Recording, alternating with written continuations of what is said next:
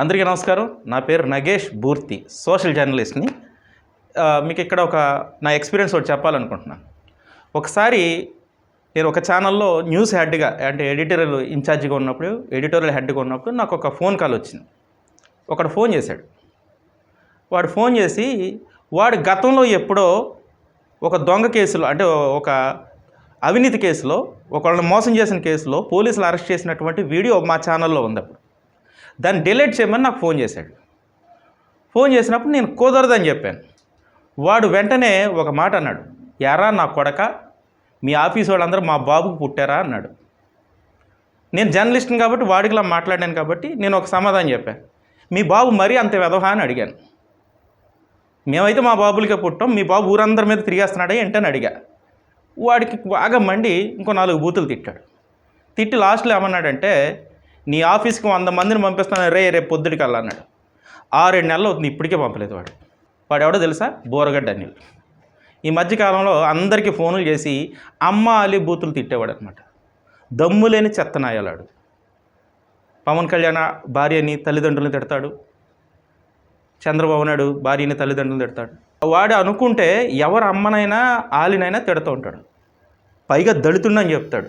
ఒరే పనికి మాల నా కొడక, తిట్టారని లేదు, ఎందుకంటే నేను జర్నలిస్ట్ని, నాకు బూతులు రాకూడదు, మాట్లాడకూడదు, నేను ఎప్పుడు మాట్లాడలేదు కూడా. కానీ వాడు మాట్లాడింది, ఆ రోజు మాట్లాడిన దాన్ని బట్టి నేను చెప్తున్నాను, ఒరే పనికి మాల నా కొడక. దళితుడని చెప్పుకోవడం ఎందుకురా? దళితులు ఎప్పుడు అలా ఉండరు. దళితులు ఉంటే విజ్ఞానవంతులు ఉంటారు, బాగా చదువుకున్న వాళ్ళు ఉంటారు, లేదా అమాయకులు ఉంటారు. ఇలాగా నోటి బీపులు ఉన్నవాడు ఎవడో ఉండడు. అలా బీపులు ఉన్నవాడు దళితులని చెప్పుకోబాకు, సిగ్గు. కాబట్టి నీకు ఏమైనా సిగ్గు శరం ఉంటే నువ్వు అసలు ఏ పార్టీలో ఉన్నావు? నువ్వు ఒక పక్క రిపబ్లికన్ పార్టీ రాష్ట్ర ప్రెసిడెంట్ అంటావు. ఆ రిపబ్లికన్ పార్టీ దక్షిణాది రాష్ట్రాలకు చెందినటువంటి అధ్యక్షుడు అసలు ఈ పార్టీతో ఆడికి సంబంధం లేదని చెప్పాడు. రెండోది, నువ్వు జగన్ అన్న ఇంట్లో ఉంటానంటావు.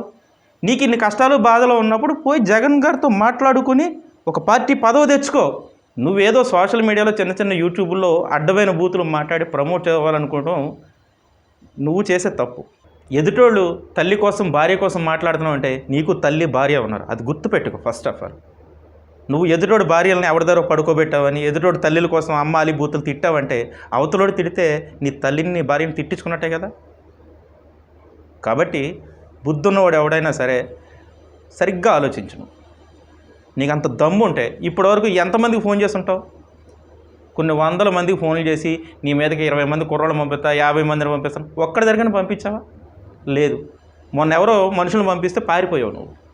కాబట్టి ఈ బోరగడ్డ అనిల్ అనే వాడి కోసం రాష్ట్రంలో ప్రజలు ఎవరు పట్టించుకోగలదు, ఏ నాయకుడు పట్టించుకోగలదు. ఇది అంత దమ్మున్న మగాడైతే కాదు.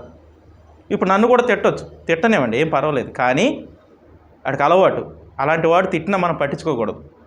ఎందుకంటే ఆంబోతుల నల్ల ఆంబోతులా ఉంటే కుక్కల మురిగే ఒక చిన్న పొలిటీషియన్ అనమాట వాడు. కనీసం వార్డు మెంబర్ కూడా కాదు వాడు, నాయకుడని వాడు చెప్పుకుంటూ ఉంటాడు. కాబట్టి వీడి కోసం ఎవరు పట్టించుకోకర్లేదు. ఈ మధ్యకాలంలో చాలామంది మీద కోటమిరెడ్డి శ్రీధర్ రెడ్డి వీళ్ళందరినీ తిడుతూ ఉన్నాడు, పాపం అందరినీ తిడుతూ ఉన్నాడు. కాబట్టి ఇలాంటి వాడిని పట్టించుకోని అవసరం లేదు. కానీ ఇది సందర్భం కాబట్టి వీడి కోసం నాతో ఒక ఎక్స్పీరియన్స్ ఉంది కాబట్టి నేను ఈ వీడియోని మీకు అందిస్తున్నాను. Thank you. Please subscribe our channel.